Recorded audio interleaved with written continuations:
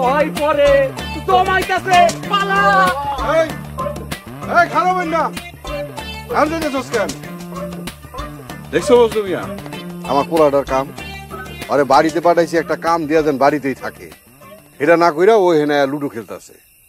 বাড়িতে তো সবাই আছেই মহাজন, না মানে কইতেছিলাম বাড়িতে আরো 3 জন আছে, হ্যাঁ বাড়িতে পাঠানোর দরকার কি? ওই 3 জনের মধ্যে আমার একজন কলিজার টুকরা আছে, মানে ওই হারামির একমাত্র বই, আমার একমাত্র কন্যা কাজলা আছে, তার একটু দেখা শুনে রাখতে হয়। হ্যাঁ তো বড় হয়ে গেছে মহাজন, হ্যাঁ দেখে শুনে রাখানোর কি আছে? বজলু মিয়া, কন্যা সন্তান হইছে আল্লাহর সাক্ষাৎ নিয়ামত। আল্লাহ তাআলা যে বান্দার উপরে সবচেয়ে বেশি সন্তুষ্ট হয়, রাজি থাকেন, খুশি থাকেন, তার ঘরে কন্যা সন্তান দান করেন, বুঝলা? হ্যাঁ মহাজন বুঝলাম। এবার কও, সেই নিয়ামতের একটু খাতির যত্ন করতে হয় না? একটু দেখা শুনা রাখতে হয় না? যত্ন করতে হয় না? যে মহাজন শোনো মজনু মিয়া, যেই বাড়িতে একজন কন্যা সন্তান আছে সেই বাড়ির আলো বাতাসই থাকবে অন্যরকম, অন্যরকম একটা পবিত্র গন্ধ বিরাজমান থাকে। কাজে কামে যেহেনেই থাকি না কেন, আমার মনটা কিন্তু সবসময় পইরা থাকে আমার কলিজার টুকরা আমার মা কাজলার কাছে। হ্যাঁ মহাজন, আপনার বাড়িতে আউনের পর থেকে এটা বুঝছি। আপনি কিছুক্ষণ পর পর ফোন দিয়ে খোঁজ খবর নেন, আপনি নিজে না আইতে পারলে মুনির ভাইরে পাঠান। চলো বাড়ি থেকে যাই।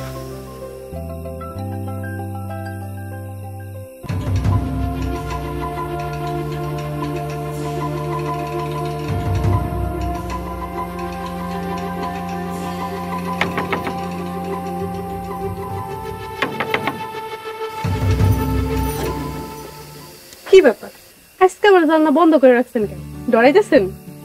না না, ডরামু কেন, ঘুমাইতে চাইলাম তাই বন্ধ করছি। আজ এত জলদি ঘুমাইতেছেন, ঘটনা কি? স্বপ্নে আবার কেউ আইব নাকি? স্বপ্নের উপর তো জোর নাই, কেউ আইলে তো আর ঠেকাইতে পারুম না। ওরে আল্লাহ রে, তার মানে আপনার স্বপ্নের দরজা সবসময় খোলাই থাকে? ওই যে কইলাম, স্বপ্নের উপরে কোনো জোর নাই, হ্যার ইচ্ছা হইলে নিজেই দরজা খুলে, হ্যার ইচ্ছা হইলে নিজেই লাগাই দেয়। ওরে আল্লাহ রে, কত সুন্দর সুন্দর কথা কয়। তো অত সুন্দর কথা জানলার ওই পাশ থেকে ভাল লাগে না, বাইরে হেন একটু জোৎস্না দেখি। না, আপনি ঘরে চলে যান। এই মেয়ে, এটা আমার বাড়ি, আমি ঘরে থাকবো নাকি বাইরে থাকবো এটা আপনার জিগার লাগবো?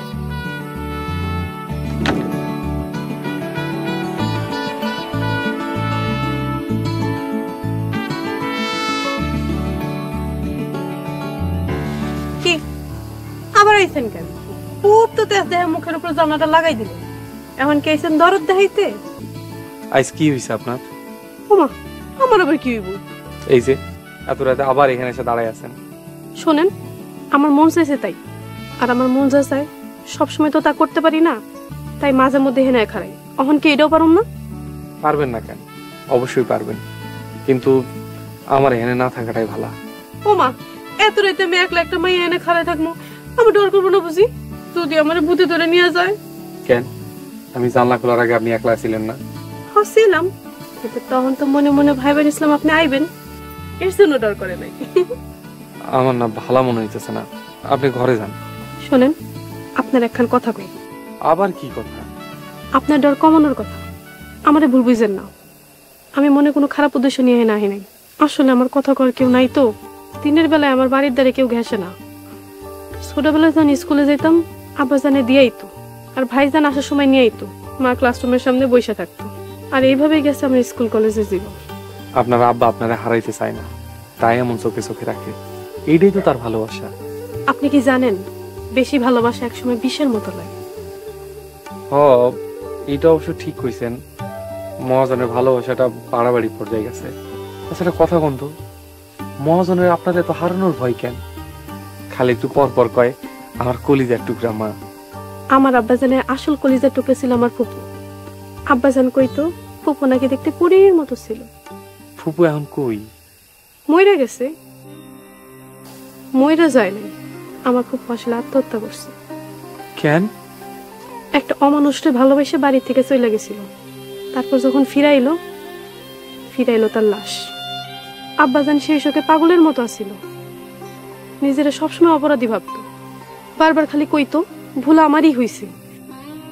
আমি পারি নাই খারাপ মানুষের হাত থেকে আমার বোনটারে বাঁচাইতে। আমার অন্যায় হয়েছে এই বইলা খালি বিলাপ করতো। তাই তো মহাজন প্রেম ভালোবাসার কথা শুনলে আগুনের মতো জ্বলা ওঠে। হ্যাঁ, এর জন্যই আমি প্রেম ভালোবাসার মতো কোনো ভুল করুম না। আপনি ডরের কিছু নেই। আপনি খুব ভালো সিদ্ধান্ত নিছেন।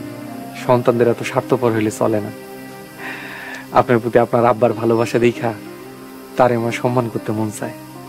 আজ যখন জানলাম আপনিও আপনার আব্বারে সমান ভালোবাসেন, এখন আপনার প্রতি সম্মানটা বেড়ে গেছে। আচ্ছা, মেলা রাত হয়ে গেছে, আমি এখন যাই। আব্বা যেন আবার যে কোনো সময় জায়গা যেতে পারে। আপনি ঘরে যাই ঘুমান, আমি গেলাম। আচ্ছা।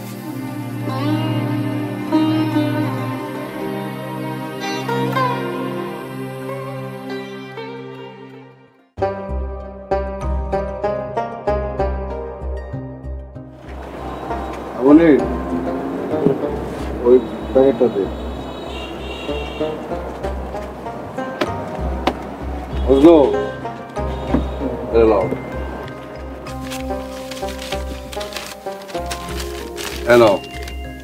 এর মধ্যে টাকা আছে। কি পারবা না? পারবো মহাজন। শোনো, এই লিস্টের লগে মিলায় মাল কিনবা। আব্বা আমি ওর লগে যাই। কোনো দরকার নাই, দুইজনে এক লগে মাল কিনতে গেলে বাড়ি পাহারা দিব কে? বুঝলি মিয়া, খুব সাবধানে যাই। টাকা কিন্তু কম না, অনেক টাকা। আর যদি কোনো দরকার হয় আমার লগে লগে ফোন দিবা। জি আছে।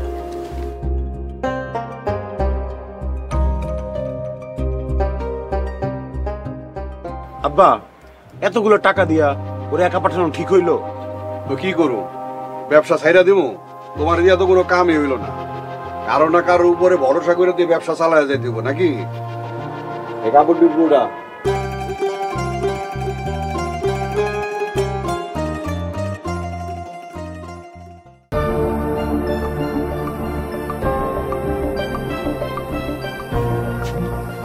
আমার বিশ্বাসই হইতেছে না মজনু এরকম একটা কাম করতে পারে।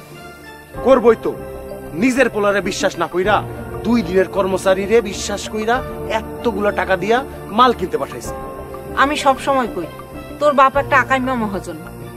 আব্বা মজনু এত টাকা দেখা ওর লোভ সামলাইতে পারেন। পালায় যাইব কই? চার এদিকে লোক লাগাইছি, এর গায়রামেও লোক পাঠাইছি। পালায় বাঁচতে পারবো না, যেখানেই থাকুক ধরে নিয়ে আইব। আব্বা আপনি কেমনে করলেন এত বড় একটা ভুল? আমি কি এমনি এমনি ওরে এত বিশ্বাস করছি? অনেক পরীক্ষা করছি, যাচাই করছি, কোনো অসৎ উদ্দেশ্য ওর মধ্যে দেখি না। এর লেগে তো এতগুলি টাকা দিয়া ওরে গঞ্জে পাঠাইছি কাপড়। কিভাবে যাচাই করছ?